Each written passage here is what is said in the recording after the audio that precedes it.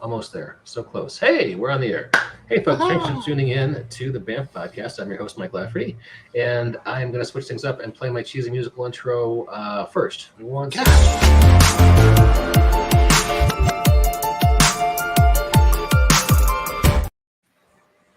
Ladies and gentlemen, that assures you're listening to a high quality, high production values podcast. It's the finest farm to table geeky conversation for your listening pleasure. And we are very proud to have tonight Sarah Dahlinger, who is doing the Astra Fauna Kickstarter. Thanks for joining us, Sarah. yeah, thank you for having me. And we have frequent co host and all around good guy, Jacob Blackman, joining us from Oklahoma. How you doing, Jacob? I appreciate the compliment, and I will try to live up to its name. All right. Well, hey, Sarah, I know you've been working in the industry a little bit because we were talking pre-show. For any of our listeners or viewers who aren't familiar with your work, could you kind of give us a brief introduction of where you're coming from? For sure. So I'm a creature concept sculptor and illustrator. I work in movies, games, and productions. And in general, I focus on making the creatures and the monsters part of games. And so I've worked for Wizards of the Coast on Dungeons & Dragons. I've worked for Paizo. I've done a lot of work for Monte Cook Games, most recently on the Old Gods of Appalachia stuff that they were doing. And just in general, all sorts of tabletop RPGs. So that's my background. Oh, sweet. Let me just read off this tiny URL we've got for your Kickstarter. You've got 3 days left, so this is a jump on as soon as you can situation. tinyurl.com/astrafauna. That's ASTRA, fauna, FAUNA. And this just looks amazing. And this is kind of a cool combination of art book plus fiction plus some system neutral stat blocks. Did I have everything? Yeah, and we just unlocked the stat blocks for D&D 5e too. Oh, sweet! Yep. Okay. Yep. So that was our first stretch goal, and we just hit that recently. So awesome. So that's a big incentive for folks to jump on like right now. So yeah, and then the next thing is if you know Carlos Leasing, he's from Castle Entertainment. He is going to be making a playable D&D class called the Xenobiologist, which all my characters are Xenobiologists. The main characters are, and so that'll be a playable class that you can use for D&D. Oh, well, fantastic. Yeah. Just beautiful work that you've done here. Just scrolling through your Kickstarter page while we're looking at it, and this looks like something you'd be happy to have on your coffee table. Thank you. Really looks beautiful. Can I ask what your inspirations were? Kind of, what inspired you to do this project? So initially the project started with really humble beginnings. It was sort of a desire for me to showcase that I could do creature design from like the very, very beginning, like of a 2D simple concept and all the way up to a sculpt, like a ZBrush 3D sculpt, and then a full illustration. And I've been making Astra Fauna for like 6 years now. And over the course of that time, it sort of evolved. And then I started writing stories, and then I started making worlds. And then it kind of became broken up into, I could do this. There's 5 main characters. They all go to 5 different worlds, and then they all have a different adventure on those 5 worlds. So then I broke those creatures up and interwove them into a story where this person goes to do their research. And then the stories themselves aren't necessarily based on the research. It's based on like the personal story of that character that they go to, that they experience when they go there. So yes, they go and do research, but it's more along the lines of what I discovered about myself, or what I discovered about some other person, or something along that line. So it's a broader thing than just I went to A to study B, Okay. Wow. So you've been working on this for over half a decade. Yeah. Oh man, it's crazy when you say it like that, but yeah, it's true. like pre-COVID in the before times. Okay, oh yes, it was in the before times. Yep. Dude, that is all right. So this is a whole lot of work coming to fruition. That's a beautiful thing. Yeah, it was definitely a struggle getting even any sort of, like when COVID hit, it was like all my creativity just sort of tanked, and it was like a big struggle to get through it. But now that I am through it, and now that the Kickstarter is funded and we're into stretch goals and everything, I'm super proud, and I'm really happy with all the support that we've gotten. It's just been really great to see, like, to try so hard to make something and then have the people come out and be like, wow, this is cool, we want to try it. And I'm just like so happy about that. I'm loving this picture right here. The where you have the half in water, half out of water. That's a cool perspective you got there. Thank you. I was super happy with that picture. So those are the radiant swamp pigs. And my favorite thing about them is those red sacks are actually floaties. So they come with their own floaties. And what they do is they're hyper chill and they just kind of bob around on their floaties and eat like weeds and stuff. And that's nice. why the weeds and stuff grow on their back and their fur. So I was pulling inspiration from sloths on that, moss in the back fur, and then frigate birds with the floaties, and he has little antennas from, peacock spiders. Oh wow, that's cool. Magnificent. Yeah, I had my corgi in an aqua treadmill earlier today. Kind of reminded me of that. Oh, nice. Yeah. So let's scroll down. Yeah, it just I can't. This is not doing any justice for people who are listening to this on iTunes, but. Find the Astra Fauna Kickstarter, and good Lord, check out this art that Sarah has got up here. This is just amazing. There is a how it's made section in the back, so you can see my process. Okay. I wanted to. It was driving me crazy with all the AI art that's around. Like people will look at your stuff and be like, "Oh, did an AI just generate that?" And I'm like, "No, it's been 6 years of work." So I wanted to show how I actually do it. Yeah, I do some publishing myself. I was talking to an artist friend, and we were talking about our art plans for a book. And I was like, "Hey, John, don't worry, man. I have a Midjourney subscription. I can help you out with all that." And I just did it to make him mad. It was kind of funny, but yeah, I know exactly what you mean. It's everywhere these days, right? It is. Yep. Yeah, it's everywhere. And then some people want to discount. Like, I've been an artist professionally. Oh my God, it's almost 20 years now. In 3 years, it'll be 20 years that I've been an artist, like a professional artist. And it's a lot for people to look at your work and be like, oh, you just had AI make it. And I'm like, nope, it was actually a lot of hard work. So I wanted to definitely show that, that you were buying something that was handmade. No, I appreciate that. Can you tell me about this little guy here? Oh, that's so the little guy in like the spacesuit her name is Tackrel, and she's my deep sea researcher, and her personality is definitely like chaotic genius.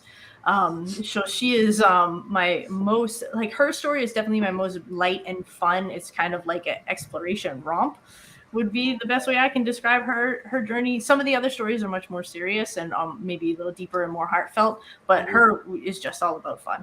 Yeah. Regular commenter Sean Vera is chiming in saying that's an amazing artwork. And thank you so much, Sean. Yeah. Good to see you, Sean. And yeah, it's beautiful, beautiful stuff. So, well, nice. I see this is your first Kickstarter. It is. Yep. I've worked on a bunch of Kickstarters, but solely as the illustrator. This is the first one I've done like everything on my own. So it's not my first like time working with Kickstarter, but it's definitely my first time doing everything. Okay. I think I've stumbled onto some of the how it was made stuff you were talking about. Render passes, Photoshop composite, and painting. Yep. Yeah. So that explains like kind of how you take something from a ZBrush sculpt and all the way into the final image using Photoshop and some rendering software.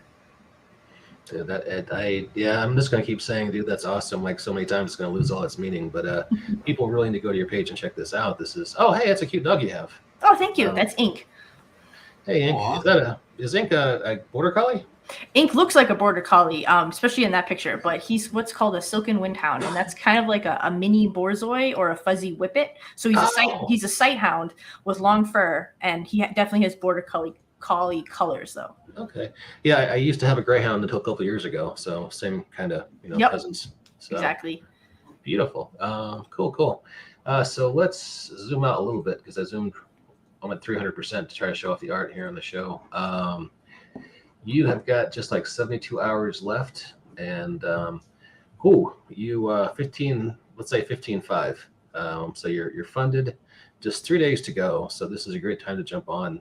And I'm guessing the book, just judging by what I've seen here, I'm guessing the book is probably most of the way done. Oh yeah, it's before I even launched the Kickstarter, the book was 100% done, and I even had proof copies back from the printer. Because that's awesome. I wanted to make sure that it was like, if you're backing this Kickstarter, you're guaranteed the book. I've already reviewed the pages. The printer has made them gorgeous. They match 100% what I wanted. Like we did color corrections and whatnot to make sure it's just spot on. So before I even made this Kickstarter, that work had already been done. Okay, so this sounds like it's really a labor of love for you. Oh yeah, I wanted it to be. Well, I mean, like if you're gonna be making a book, and this is like my first book and my first Kickstarter, and I know I was an unknown, and it's an unknown IP. The best way I thought to present that was to come out being like ultra professional, because if I show that I'm ultra professional, then people can trust me to deliver the product, which I will do. So it's like, if you come out saying like, oh, my book's not done, well, why would anyone trust you? But if you come out saying, I already have the proof copy images, we just have to say go, and that's where we're at. And we funded, so we're good. Yeah, sweet. Hey, so this this sea monster we're looking at here. Yeah. Can you tell us about them? Yeah, so the root creepers.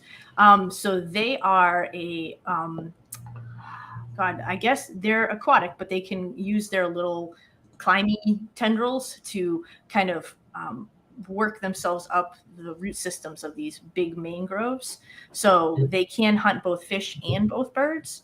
They generally, kind of use their kind of spider-like appendages to wait in the mangroves. And that's how they could catch terrestrial prey. But you could also, and I game, so I'm thinking of gaming encounters. So I'm like, okay, so you could have them being encountered up in the terrestrial area, but you could also have them in shallow water or in deeper water for like sort of an ambush situation or something like that. So I thought that they would be a neat design because then they're multi-use. That is really cool. I don't need tentacle crocodile sharks. No, thank you. They're gorgeous and terrifying all at the same time. Thank you. I find that when I design creatures, sometimes I usually go for a goal in mind, and a lot of times it'll be like, oh, I want these people to be happy, or I want them to think that it's cute. But sometimes I design a creature and I'm just like, I want them to rue my name. Like I want like a party to be like Sarah, and that's why I make certain creatures like the root creeper from time to time. Yeah, that looks like a bad time right there. No doubt about it.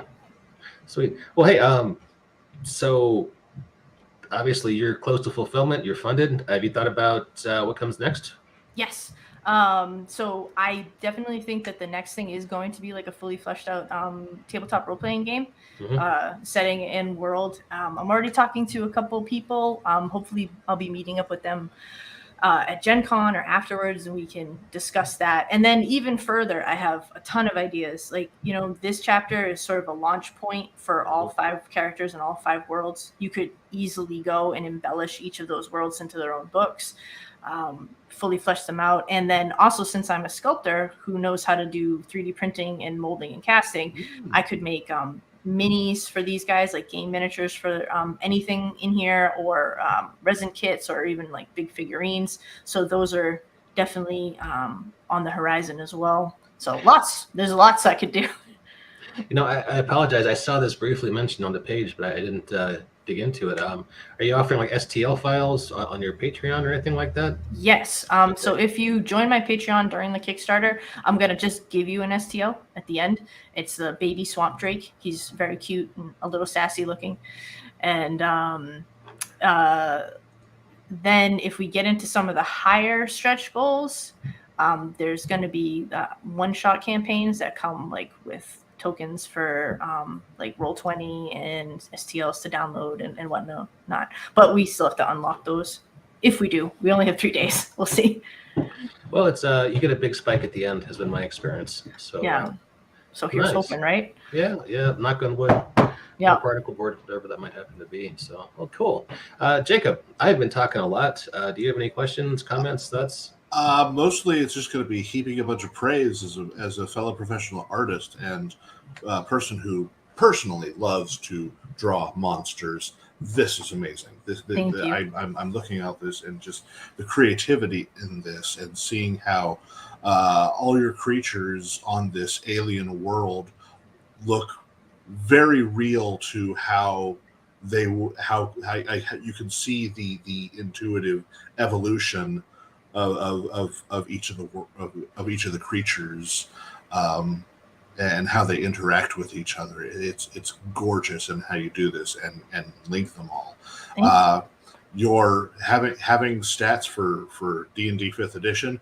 Magnificent. I hugely applaud that, because you're going to get an entire other group of people interested in this because of that.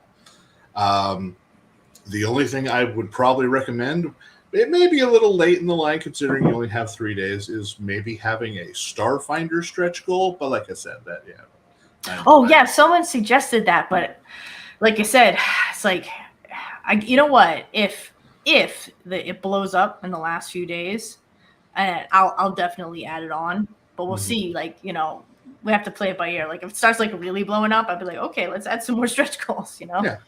And it's all. And if it doesn't work on this Kickstarter, when you were talking about doing an RPG game down the line, it's something to think about then. Totally, for sure. But this is so good, and yes, I can see how a decade worth of work went into this. Okay, so this is the swamp drake we got right here. Yeah, the little baby swamp drake. Look at that little fella. Oh my God. Mm-hmm. That is, I feel sorry for people who are just listening to this. You really should go check out the video, or better yet, go to Sarah's Kickstarter page, because it's a feast for the eyes. You really need to check this out. So awesome. I can't say many more good things about this. I'm just really impressed with your work here, and I'm afraid I'm gonna sound like I'm laying it on too thick, but it really looks amazing. So congrats on all that work, and I encourage anybody to go check it out in the next 3 days and back it while you still can. Yeah, thank you. And I really appreciate you saying all that. It means a lot. It does. Like, sometimes, like, when you're laboring alone, because I work from home, you kind of feel like isolated and that like no one notices. So it's really nice when you do this and like, your friends and family come out and support you. It's a really great feeling. So, all right, cool. So hey, 3 days left, and I'll keep in touch, because I got a feeling there's going to be a lot more coming from you in the future. I'd love to have you on sometime in the future if you're up for it. And for sure. Yep. Any closing thoughts, Sarah, Jacob, anybody? No. Other than, support the Kickstarter, and otherwise, if you enjoy this content, please support the BAMF Podcast Patreon. Yep. And on that happy note, we'll catch you folks later. Thanks again.